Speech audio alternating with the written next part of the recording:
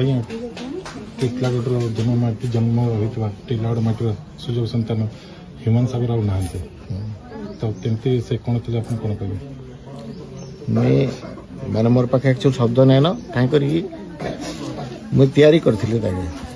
आज ये अवस्था से आसवा टिटलागढ़ के बोल मैं भाभी थी आउ प्रथम गीत भी जेन माइक्रोफोन से ताके फेस करथिला सेटा मोर कंपोजिशन रे आ मोर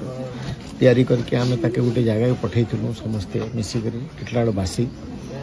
आमे टिटलागढ़ माटीर गोटे एते बड़ कथा जे जे माने जाइछन टिटलागढ़ सेमानकर गोटे बहुत बड़ बड़ ना हेचे से दृष्टि देखले तो ये बहुत आगे जाइथिले एक्चुअली आ मुई भाबनी जे माने ओडिशा माटी रे माने इडकी फेम नेम ख्याति आउ एतकी जिनस भगवान ताके देइथिले आउ किंतु कहा करी छड़े नेले मैं कहि पारे बट मुई भाबसी जे टिके निजे ध्यान देइथिले बोधे आज आमे तांकू हमर पाखे पाइथितु छाड़म तो आम माने मोर भंजा मोर मते पुओ गोटे हराला भले लगुचे